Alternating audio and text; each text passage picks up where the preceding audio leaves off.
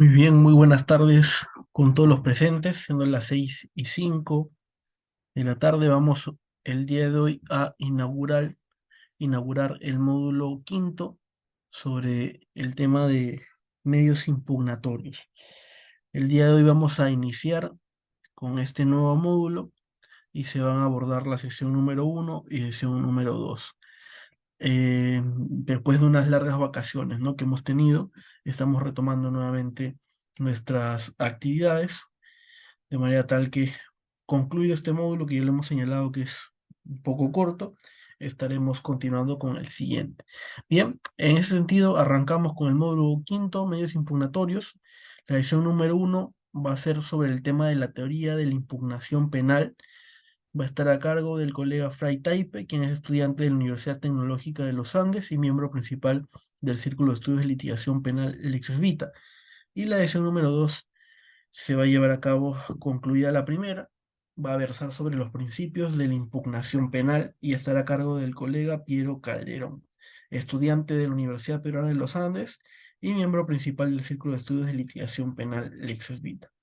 En ese sentido, sin más preámbulo, vamos a empezar con la primera sesión programada para el día de hoy, así que le cedemos el uso de la palabra al colega Fray Taipe para que pueda iniciar con su presentación. Adelante, estimado Fray.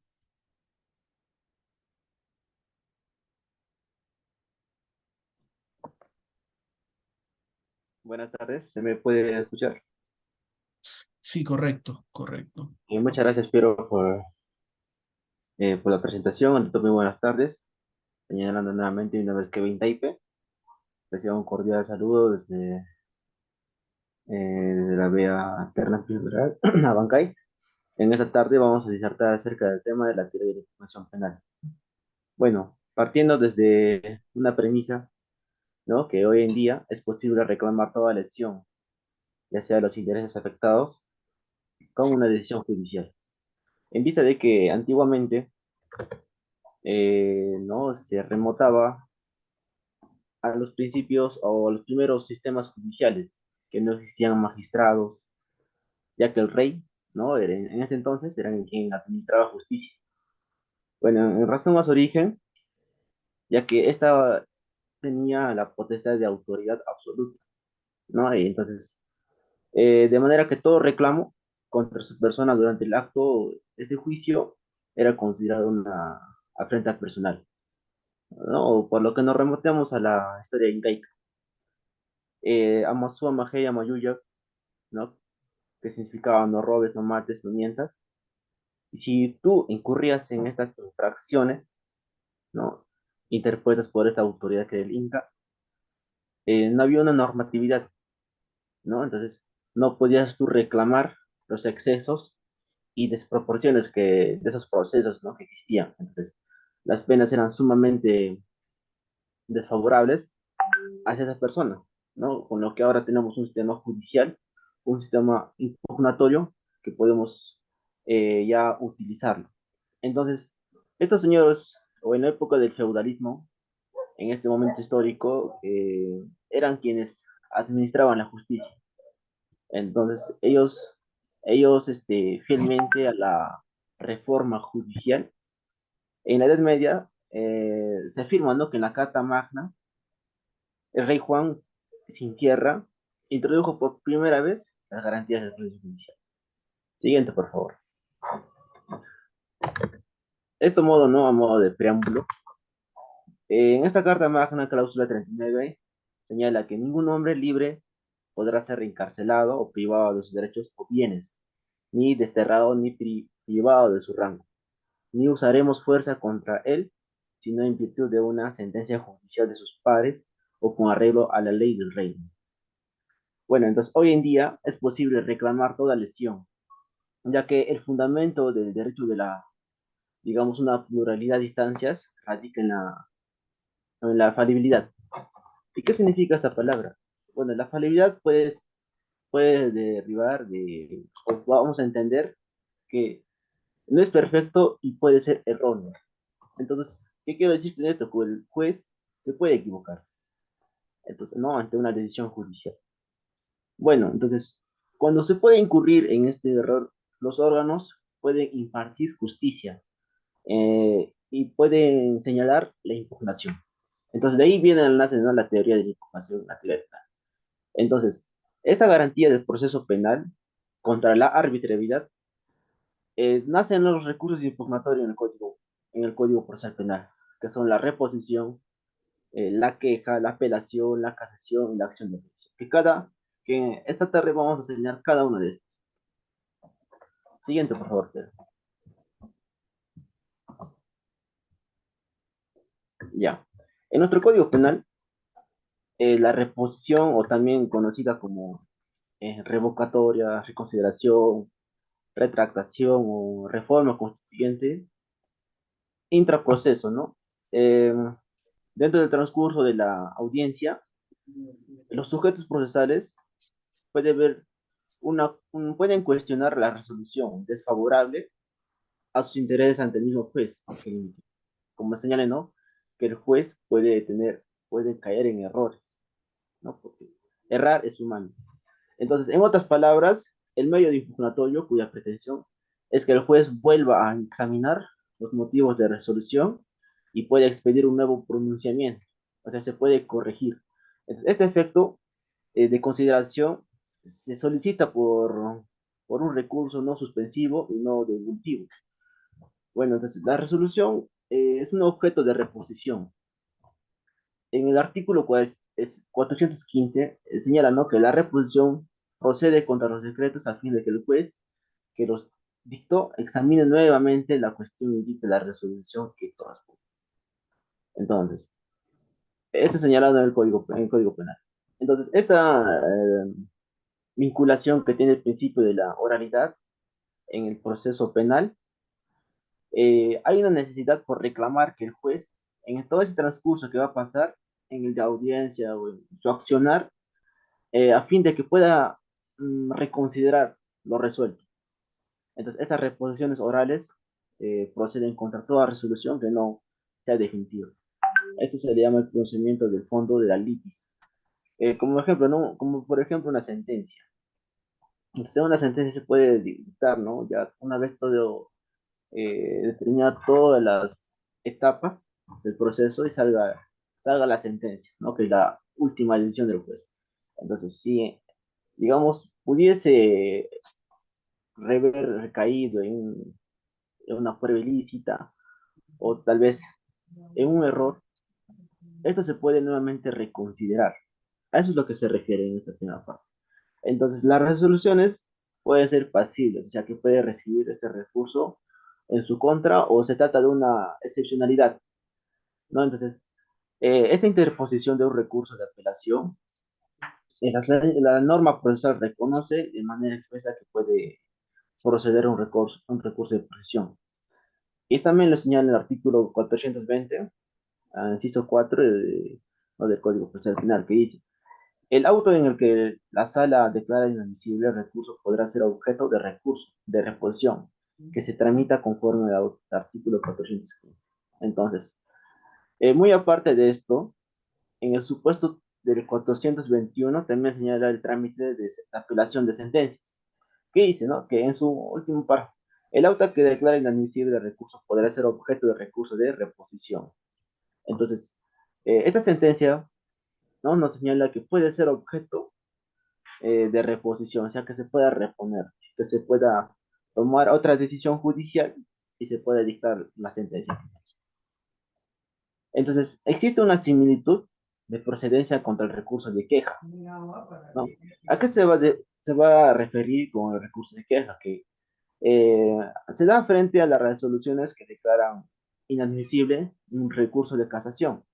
Tenemos que tomar en cuenta que la naturaleza de la queja es de derecho como recurso impugnatorio y entonces esta puede ser resuelta por un órgano superior, un órgano jurisdiccional superior. Entonces, el recurso de apelación, mientras que la reposición está dirigida al mismo juez que la declaró inadmisible la apelación. Entonces, por lo tanto, lo que pareciera, ¿no?, una duplicidad de finalidades, en realidad se trata de un recurso de destinatarios distintos. O sea que es distinto a la decisión del juez. Entonces, frente a ello, existen dos tipos de naturaleza. Una es la naturaleza subjetiva y la naturaleza objetiva. La naturaleza subjetiva está determinada a la incorporación de este medio informatorio, que es nuestro modelo, a la fiabilidad, que señala esto que se puede corregir o no es perfecto en todo caso. Entonces, los jueces pueden incurrir, ¿no? En la emitir de decretos o cuando estos decretos se caracterizan por tener un contenido sin tener una mayor motivación decisoria. Entonces, a esto se aúna a lo que sostiene el maestro eh, Jordi Nieva, ¿no? Sostiene que el juez o el jurado, como cualquier individuo, puede equivocarse, ¿no? Como señalé, errar es humano. Entonces, esto puede resultar plausible, ¿no? Que puede el legislador pretender reducir al máximo esta posibilidad de error. Entonces, frente a esto, la naturaleza objetiva va a ser la razón del recurso de reposición. O sea, ¿qué quiere decir? Que esto va a reposar sobre la vigencia del principio de celeridad procesal. Entonces, toda vez que el mismo se resulta en forma expeditiva, el magistrado mismo, quien dictó la resolución, esta resolución o el recurso se sustenta en razón a la poca trascendencia de resoluciones. Esto puede ser objeto de impugnación. Entonces, esto se le llama resoluciones interlocutorias. Entonces, ¿a qué se refiere con las sentencias interlocutorias? Esta es una falla o un incidente del juicio. Entonces, los derechos permanentes a favor de las partes pueden tener algún trámite que debe servir a base del pronunciamiento de una sentencia definitiva o interlocutoria. Entonces, de manera que este tipo de resoluciones se pueda confiar, ¿no? Más en la economía del juzgador y vuelve a examinar evitando, digamos, las demoras o molestias, ¿no? Que puedan acarrear a elevar la discusión en una instancia superior jerárquica, ¿no? Entonces, frente a eso también hay un plazo de interposición, ¿no? Entonces, antiguamente en el Código de Procedimientos Penales se regulaba el recurso de reposición como tal. Entonces, su invocación, ¿no? Al momento de invocar, procedía a la aplicación supletoria. Esto estaba enseñado en el artículo 362 del Código Procesal Civil, ¿no? Entonces, actualmente se encuentra regulado en el Código Procesal Penal, pero con una distinción, que el plazo debe tener 3 días como máximo para su interposición no al supletoriamente establecido en el Código Procesal Civil. Entonces, únicamente puede proceder en 2 días, contando a partir del siguiente notificado. No notificado después de los sujetos procesales con la resolución. Entonces, el procedimiento es muy sencillo. Ya. Una vez se resuelve la reposición, sin trámite alguno, el auto que resuelve el citado recurso puede darse de dos formas. Puede ser, uno, fue dictado durante la audiencia, o la segunda, que no fue dictado durante la audiencia. ¿Qué quiere decir? Que el auto que se resuelve el recurso de reposición no es impugnable. Porque las resoluciones recurribles en este recurso no resuelven a fondo de ninguna controversia o problema que se haya suscitado, sino que al principio del acceso va a existir una pluralidad de instancias. Cuando digamos que la norma procesal declare estos autos con calidad de inimpugnables, ¿no? Que eh, cerrada la puerta para impugnar, tampoco es posible solicitar una nulidad o de una resolución que rechazó una reposición, como tampoco es posible eh, exigir una reposición. Entonces, una vez que esta resolución dictada durante la audiencia, ¿no? Va a haber una celeridad, en, bueno, es su principal característica, podríamos decirlo, ¿no? Que es acelerado. Su resolución es inmediata, con mayor razón que este supuesto, durante la audiencia, resolverá el mismo acto, por lo que no necesita ninguna suspensión de audiencia. Ahora, la resolución no dictada durante la audiencia. Esto ocurre cuando se presenta por escrito. dentro del plazo de 2 días, ¿no? Con la debida observancia de las formalidades, ¿no? Entonces, el juez va a correr el traslado por 2 días a la otra parte, luego de lo cual podrá resolver independientemente de la contestación. Bueno, en el peor de los casos, ¿no? Que la contraparte no presente la contestación, este supuesto va a aplicar el periodo temporal contemplado en el inciso 414 del Código Penal. Bueno, siguiente, por favor.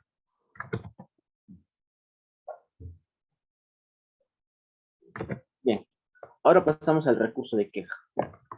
Este recurso de queja se refiere a la sui generis, que su interposición pretende resolver las decisiones jurisdiccionales que el juzgador en error, digamos, ¿no? Por negligencia o arbitrariedad, indubio de parcialidad, eh, termina emitiendo una resolución que declara inadmisible un recurso de apelación o casación.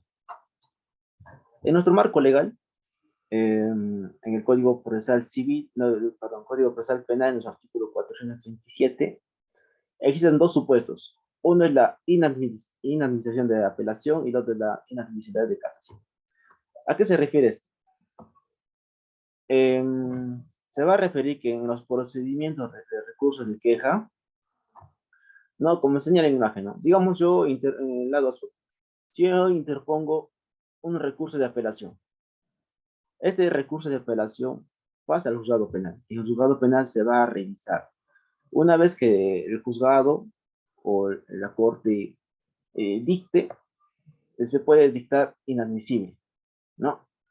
Ahora, ¿qué pasa al lado derecho? Interpongo un recurso de casación. Igualmente, sube a la sala superior, ¿no? Ya no a los juzgados finales, sino a la sala superior. Entonces, esta también la declara inadmisible. Estas ambas, estos trámites o estos procedimientos eh, establece que su interposición debe realizarse ante el órgano judicial superior, ¿no? Quien primero denegó el recurso. Entonces, este escrito puede presentarse de manera indirecta ante el juez que denegó este recurso. Pues este sería quien va a tener que remita al superior jerárquico. Entonces, inclusive hay un plazo para su interposición, es de 3 días contados desde el día siguiente a la notificación. Entonces, este escrito de recurso debe contener ¿no? El número de folios, copias, principales actuados y sobre todo aquellos actuados que pudiesen haber motivado la resolución inadmisible que el jugador. Eso obviamente no. Entonces, en el caso de que se declare fundada la queja, el órgano superior emite resolución concediendo el recurso y comunicando su decisión para remitir el expediente. Entonces, todos los eh, o fiscales, ¿no? Tienen esa tarea máxima de ayudar al juez a tomar la decisión judicial. Entonces, digamos que se declara infundada, la queja debe ser comunicada al juez, ¿no? Por el origen y también contra la resolución de la declarada infundada. Entonces, esto no procede de ningún recurso. Y esto lo que pasa es que surge efectos procesales, o sea que no va a generar efectos suspensivos. Es decir, que la interposición no va a suspender la ejecución de lo resuelto, ni la paraliza. Entonces, el trámite del principal es que la resolución cuestionada mantiene su efecto. Y si es posible de seguir efectuándose, tiene que seguir efectuándose, ¿no? Prácticamente. Entonces, el recurso impugnatorio o un recurso de queja no puede ser resuelto por la misma judicatura. Puede ser de rechazo o de apelación o de casación.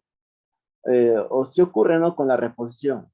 Esto obedece que precisamente lo que se está en el juego o en el momento de declarar inadmisible una apelación o sentencia es que sea justiciable, acceda a un derecho y a la pluralidad de instancia. Eso es lo que se quiere. Entonces, también la queja, extraordinariamente, existe un recurso diferido. esto lo vamos a tocar solamente superficial. Entonces, una vez que se menciona el término de queja como una modalidad especial, está reconocida en el artículo 410, esto no se va a discutir para nada. Entonces, el único recurso de apelación, y mucho menos de una casación, es decir, no se somete al debate la admisibilidad de ningún recurso, sino que ocurre cuando existen multiplicidad de imputados, o puede ser que se produce el sobreseimiento, ¿no? Quedando pendiente el juzgamiento de los otros.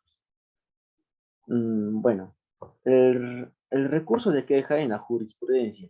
Esto es muy importante, ya que va a ser que este trámite de recurso de queja, digamos, se dé por deganatorio. Esta casación que se presentaba ante una sala penal superior puede ser remitida a la Corte Suprema de Justicia, entonces, por un oficio, ¿no? Entonces, respecto a esto, la jurisprudencia vinculante en el plazo de 10 días para interponer el recurso de casación. Bueno, con todo ello, vamos a pasar ahora a lo que es el recurso de apelación. Siguiente, por favor. Gracias. Bueno, el recurso de apelación contra las resoluciones o autos o sentencias.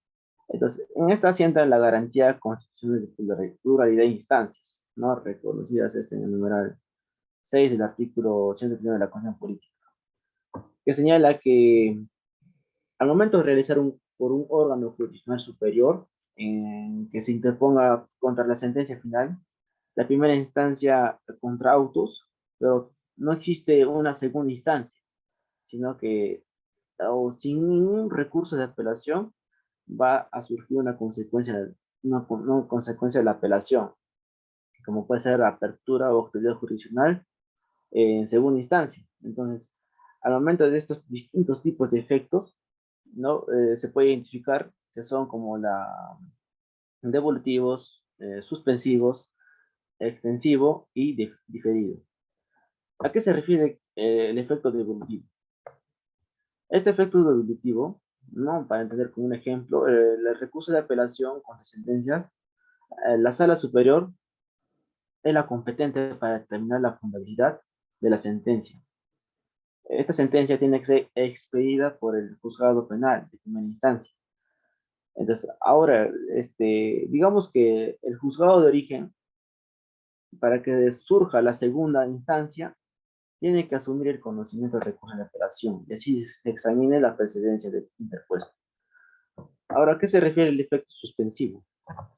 Significa que va a ser la imposibilidad de ejecutar la resolución judicial, o sea que no se puede ejecutar por más de que este recurso es admitido, como por ejemplo el recurso de apelación contra el auto de sobreseimiento, que puede determinar o la libertad del imputado.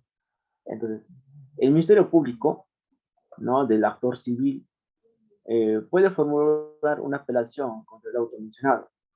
La liberación del imputado sobreseído afecta con la limitación de su derecho ambulatorio.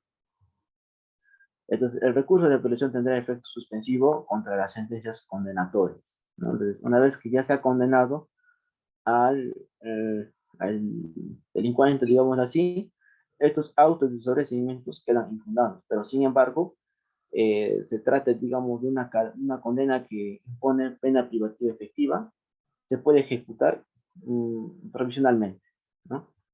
Entonces, estos actos, bueno, el efecto extensivo también se va a referir a la interposición de un recurso.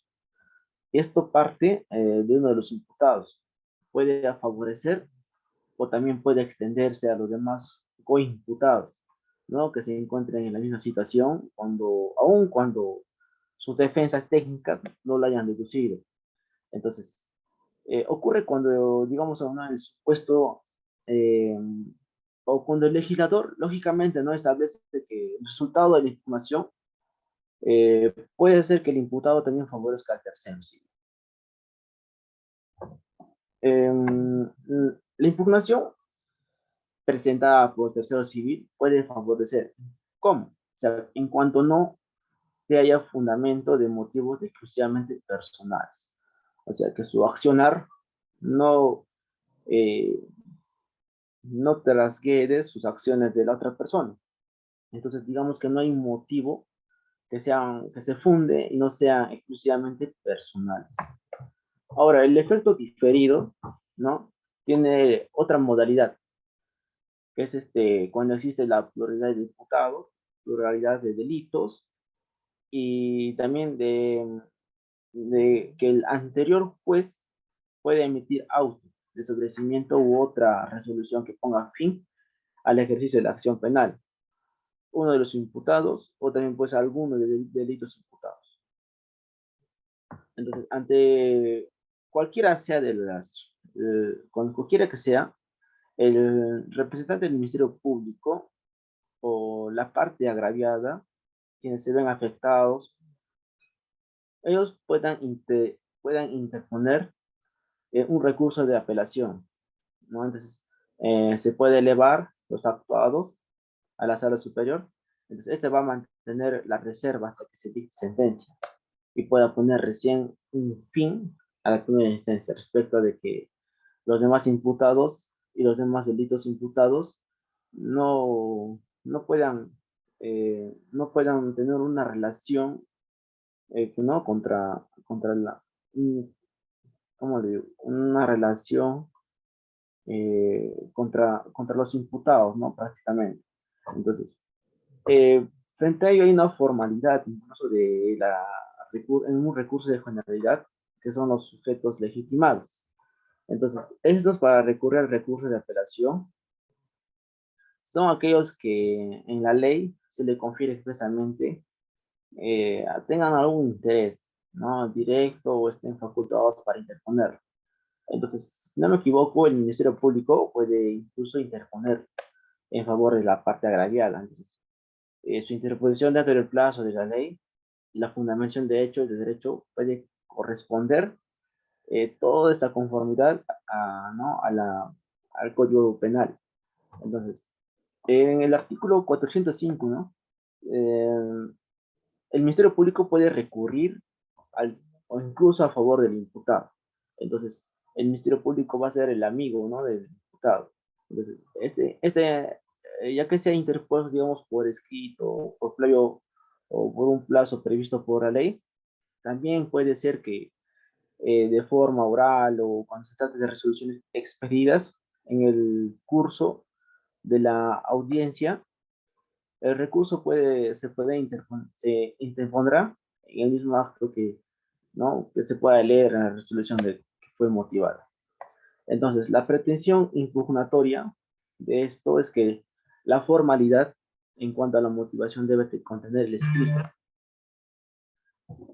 Entonces, estos van a descansar en la precisión de los partos o puntos de decisión a los que se refiere la impugnación. O también puede ser en los fundamentos del hecho, del error, fundamentos del derecho, del error y la pretensión concreta. Entonces, estas formalidades de recurso deberá concluir formulando una pretensión concreta, sólida, para que el juez tome una decisión final y judicial. Entonces, frente a eso también existe un plazo interpuesto. En los recursos interpuestos oralmente contra las resoluciones finales, eh, formalizan, ¿no? Por escrito dentro del plazo de 5 días, pero en la práctica judicial, cuando la audiencia preliminar de acusación, ¿no? Digamos, la defensa puede decir excepciones, o como por ejemplo, ¿no? Una excepción de improcedencia de acción. Entonces, el plazo legal que se habilita para impugnar esta resolución es solamente de 3 días. Entonces, existe una principal diferencia en cuanto a que es lo que se apela, una de manera conforme y otra que se establece el plazo por cada uno. Uno es de 5 días, otro es de 3 días. Entonces, hay un doble control de admisibilidad, ¿no? Entonces, en primer término, es dirigido ante el órgano de primera instancia. Entonces, el auto de resolución en materia impugnatoria es a quien debe elevar este escrito ante la sala superior. Entonces, este recurso de queja, ¿no? Con el objeto que la sala superior pueda conceder la apelación negada. Entonces, en la apelación de autos va a tener ya un objeto de apelación a los que se refiere legislar con inciso. Entonces, eh, estos son autos expresamente declarados apelables. Entonces, al momento, o sea, ¿qué nos quiere decir todo esto? Al momento que el juez emite una sentencia, el abogado de la otra contraparte, observando que hay una desproporcionalidad, ¿no? De que el juez haya, o se hayan dado cuenta de que el juez haya podido incurrir en un error, él puede interponer esta, ¿no? esta apelación. Porque ya le señalaba, ¿no? Que antiguamente no existía esta forma de poder defenderse, ¿no? Es un mecanismo de defensa. Entonces es una herramienta que muchos de los legisladores incurren a la impugnación o al recurso de queja. Bien, entonces el procedimiento también es muy sencillo. Una vez que la apelación contra autos inicia con, ¿no? En la sala superior, este va a trasladar el recurso a los demás sujetos procesales durante el plazo de 5 días. Entonces, así va a garantizar el derecho a la defensa, ¿no? Que todos los sujetos procesales merecen. Entonces, vencido el plazo de 5 días, y una vez se hayan presentado, ¿no? las demás partes, se van a hacer sus contestaciones, ¿no? Entonces, se va a realizar el examen de admisibilidad, que consiste en verificar, ¿no? que haya sido interpuesto por el sujeto legitimado, dentro del plazo de la ley por escrito, también que precise los puntos de resolución impugnada, expresando fundamentos, hechos y de derecho, ¿no? Entonces, por último puede ser, ¿no? solicitando la pretensión determinada. O sea, aquí yo quiero pretender que digo que está mal y que lo quiero pretender, que lo quiero cambiar porque está incurriendo en un error, ¿no? Porque ahí no concuerda con los hechos ni los derechos. Entonces, finalizando todos esos exámenes, se va a resolver declarando inadmisible o también admisible, ¿no? Tiene dos, ¿no? Tiene dos salidas, inadmisible o admisible. Este recurso interpuesto en cuyo caso se señalará la fecha y hora, ¿no? Para la audiencia de apelación. Esto va a ser un traslado a las partes, ¿no? Quienes puedan ofrecer, no, lo que se quiere, ¿no? Los medios probatorios, ¿no? Entonces, porque alguien, una vez escuché, ¿no? Que el derecho es prueba, porque la prueba va a ser el eje de todo ¿no? todo el proceso penal. ¿Sí?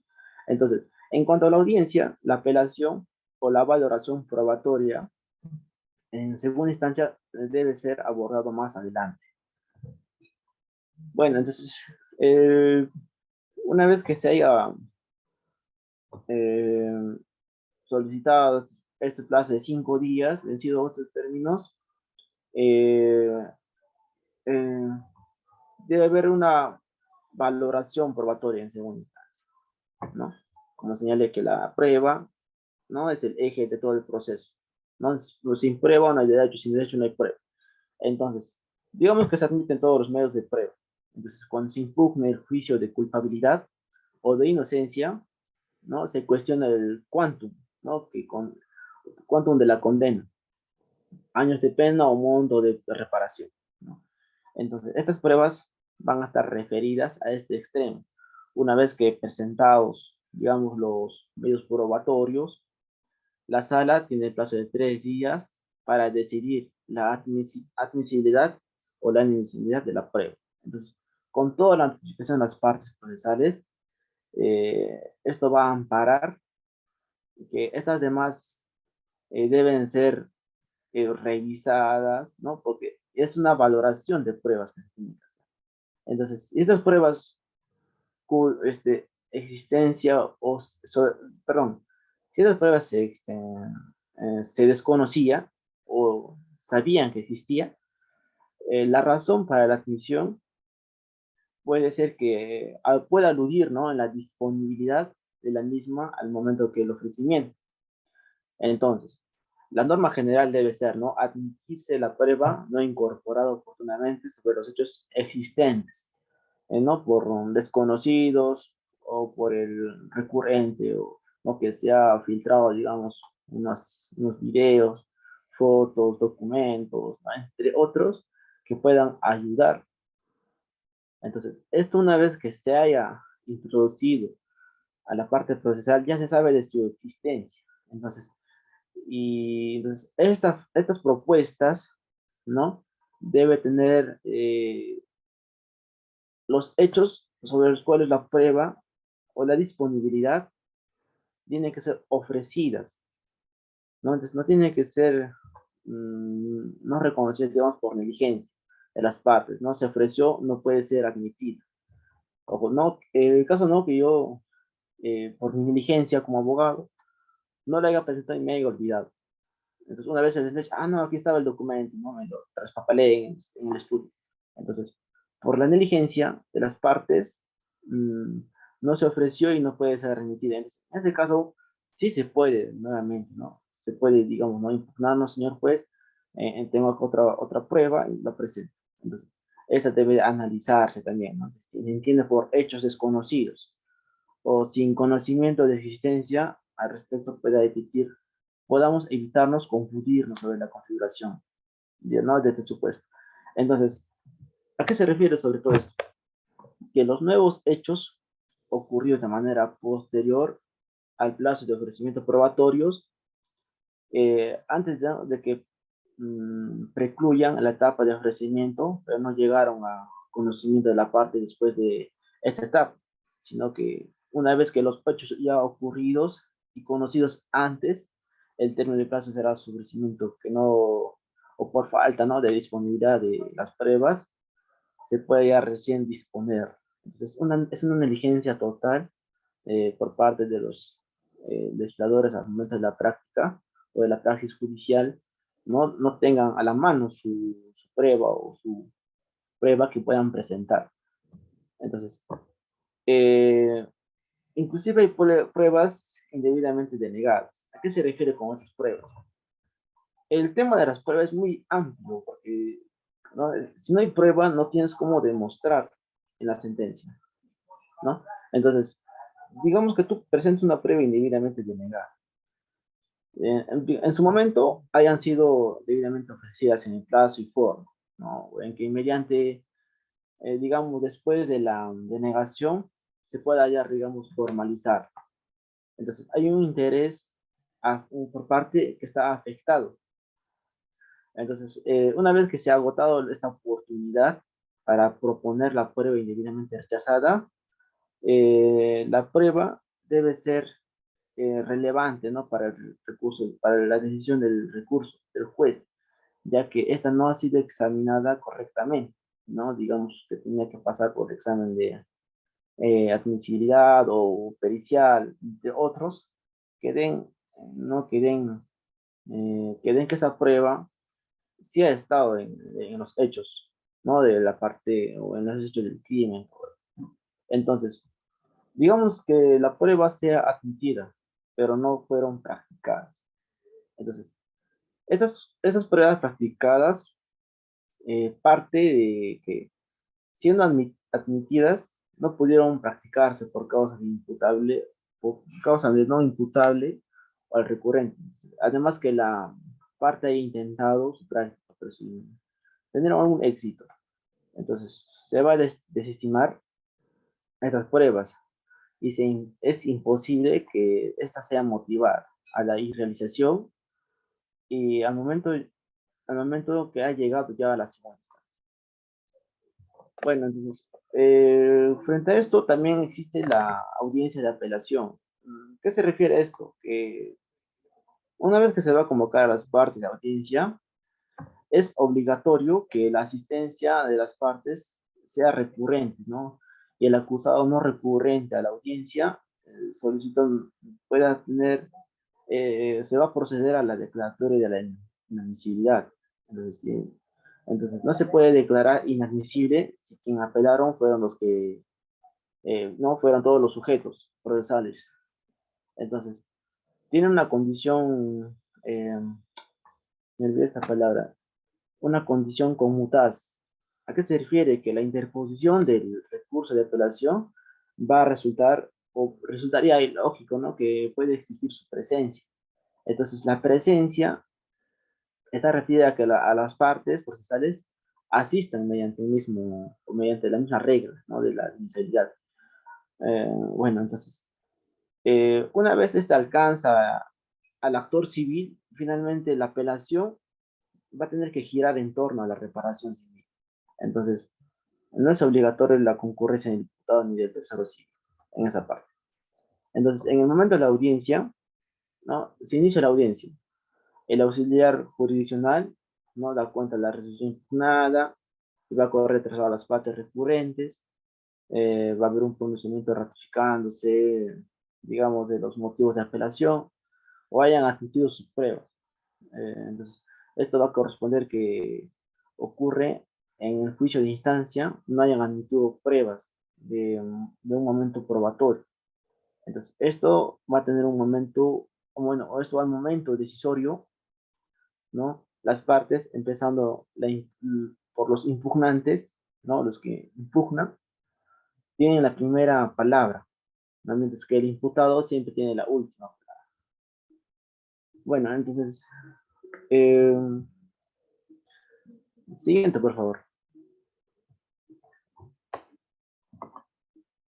Bien, ahora vamos a tratar acerca de la casación penal. ¿A qué se refiere la casación penal?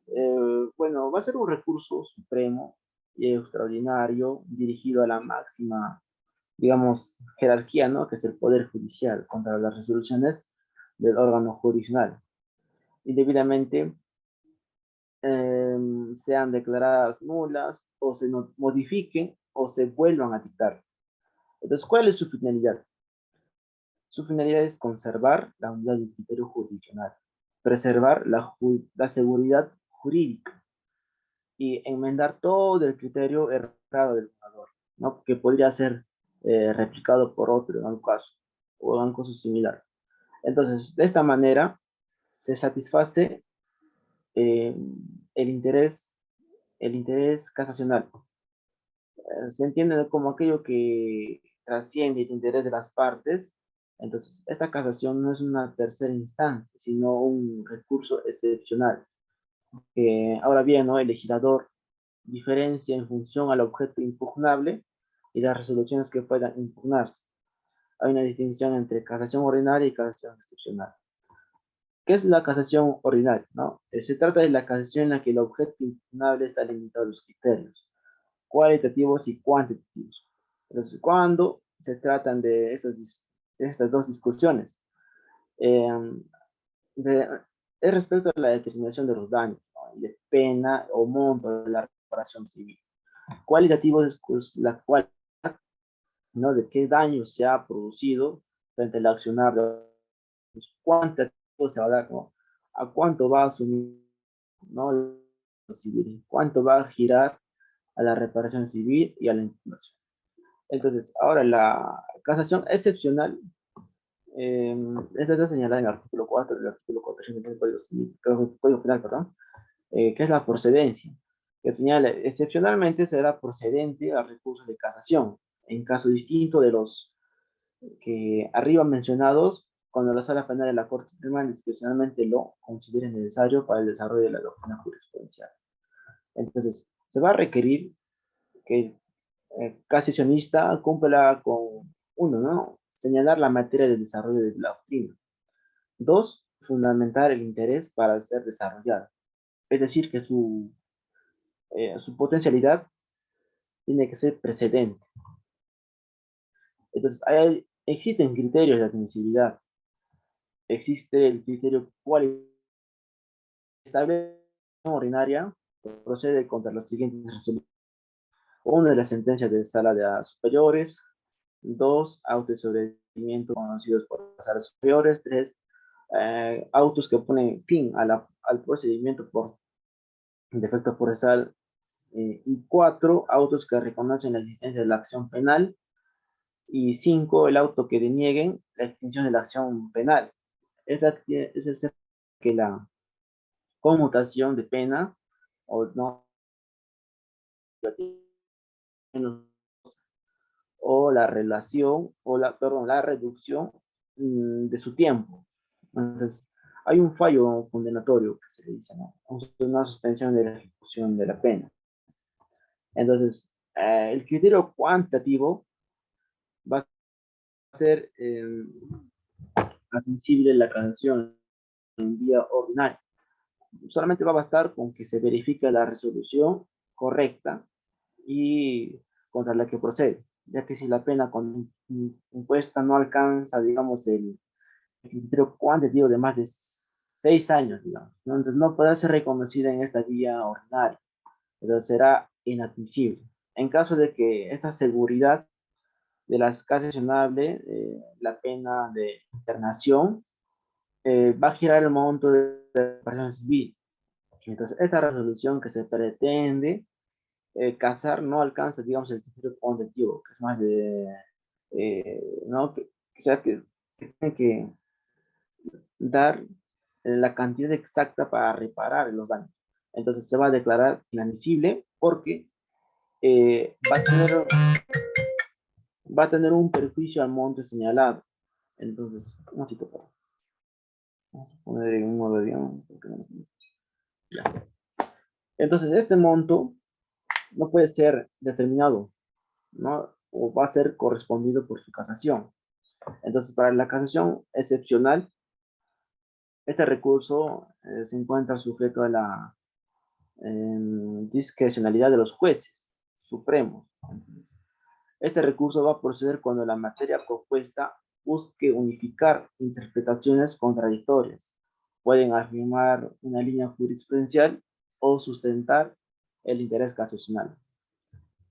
Bueno, al momento de unificar, digamos, estas interpretaciones contradictorias, por ejemplo, ¿no? Para que se entienda, antes de la expedición, el acuerdo plenario 7 existía dos pronunciamientos contradictorios sobre si los viáticos son objeto de delito de peculado, ¿no? Entonces, o en contradicción con la resolución que afirmaba que no son objeto de delito de peculado, ¿no? Ya que los viáticos son un fin de apoyo, ¿no? Puede ser apoyo de los gastos, ¿no? De un viaje o de una expedición por temas de trabajo.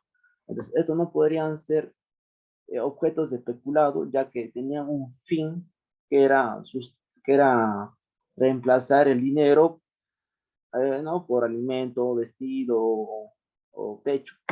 Entonces, al momento de esta línea, ¿no? De jurisprudencialidad, va a implicar la necesidad que indica jurisprudencia. Esta jurisprudencia no declarada como vinculante, podemos tener una relación, eso lo va a dictar la Corte Suprema. Esta resolución se pretende llevar a la casación, contradice, ¿no? Los términos de esta, o que la inaplica. Entonces, para el desarrollo de todas las doctrina jurisprudencial es excepcional, ya que la materia que se va a desarrollar va a ser interpretativo. Entonces, el proceso inmediato sirve, ¿no? Para atender en su momento esta figura procesal. Siguiente, por favor.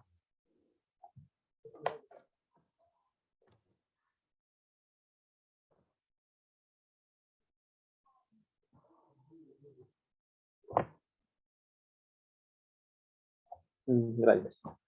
Bueno, ya por último, vamos a desarrollar la acción de revisión. Esta se encuentra en el artículo 439 al 445 del Código Procesal Penal, que dice, ¿no? Que procede contra la sentencia condenatoria firme ante la contradicción de sentencias, duplicidad de sentencias, hechos, pruebas o cuadros inválidos, nuevos hechos o pruebas, juzgador que condenó cometiendo o siendo víctima de un delito, norma condenatoria de la. Entonces, ya, esta acción de revisión va a señalar que o va a ser una acción impugnable mediante el cual, digamos, vamos a pretender dejar sin efecto una sentencia penal, ¿no? Entonces, digamos que esta calidad de cosa juzgada es aquella sentencia que condena, ¿no? Sobre la cual han quedado agotados todos los medios impugnatorios, ¿no? Digamos, una vez ya el juez, en primera instancia, dicta sentencia. Yo presento todos los medios impugnatorios con más hechos, pruebas, pero igual no que siguen siendo agotados. Entonces, hay una acción de revisión. Entonces, es correcto cuando se afirma que esta información es la excepción de la cosa juzgada. Esta es la, o esta excepcionalidad se sustenta en la inaceptable, ¿no? Que es continuar amparado un error. Una vez que el juez dice no es un error ya advertido, no lo presenta. Entonces, en el sistema de justicia que ocasionó la indebida, digamos, encarcelación de algún imputado, ¿no? Entonces, este recurso va a ser reservado solamente para el condenado. Entonces, es muy importante que todas estas pruebas sean revisadas para que no tengan, digamos, no sean agotadas en la vía, sino que tengan mayor, que estas pretensiones que se va a presentar una vez la sentencia eh, ayuden a solidificar todas las pruebas que tú quieras pretender. Entonces, entonces inclusive el Ministerio Público como titular de la acción penal ¿no? Y el defensor de la libertad ciudadana no encuentra, digamos, razones para solicitar la condena del imputado. Entonces, el primer sujeto procesal legitimado para poner esta acción de revisión es a través del fiscal supremo en lo penal, entonces seguido al condenado. Entonces, ambos legitimados para peticionar la revisión de sentencia condenatoria, o digamos, ¿no? En caso de muerte, ¿no? Del condenado, se aplicará la sucesión procesal, de manera que la revisión podrá solicitarse del siguiente orden. Entonces, el cónyuge, no, que el cónyuge ascendiente, descendiente o hermanos. Entonces, en el artículo 440, la legitimación, ¿no? Señala que si el condenado fuera incapaz, podrá ser promovida a su representante legal, ¿no? Y si estuviera fallecido o estuviera imposibilitado de hacerlo, por su cónyuge, sus ascendientes, descendientes, hermanos, ¿no? En ese orden, ¿no? En su línea colateral consanguínea. Entonces, estos efectos de interposiciones, por lo que sigue surtiendo efecto como tal, no solamente en el caso que pueda ser una prueba irrefutable o que la inocencia del condenado permita que la sala penal suprema se suspenda la sentencia permitiendo la suspensión de ejecución, así como la variación de su estado de reclusión o coerción personal de la naturaleza normativa. Y bueno, ya para concluir en esta parte, una vez que eh, que ¿no? Que esos por supuestos de acción de revisión eh, se tiene que detallar que no tiene que existir limitación temporal, no, es decir, ¿no? Que se pueda presentar en cualquier momento, no habiéndose límite de años para invocarlas, multiplicidad contradictoria de sentencias, duplicidad de sentencias, hechos o medidas a prueba falos inválidos y nuevos hechos o pruebas. Juzgador, o también puede ser, eh, ¿cómo le digo esta parte? Que la norma no sea condenatoria.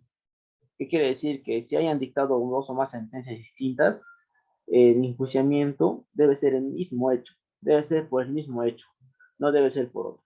Digamos, ¿no? Si yo atropellé a alguien, no me pueden imputar, ¿no? Digamos, por producto de ese choque, no, ¿cómo diría? Ya. Digamos, al momento de yo atropellar a alguien, justamente pasaba un ladrón y, ¿no? y espantó a la gente y el policía no pudo agarrar al ladrón, ¿no? Entonces, hay diferentes hechos en el mismo lugar. Entonces, no me pueden condenar por algo que yo prácticamente no tengo una relación. Si yo atropellé a alguien y justo a ellos pasaba alguien robando, entonces los policías no podían agarrar, digamos, no por mi culpa, por ocasionar todo eso, ¿no? Entonces, el ladrón se fue. Entonces, no se puede enjuiciar por un mismo hecho, ya que estas sentencias son firmes y contradictorias, no, al principio puede ser por la lesión del principio, no contradicción, no a la lógica, ¿no? Porque es lo que se quiere, ¿no? Una razón lógica, que si es culpable a matar o si es culpable si es culpable a causar daño.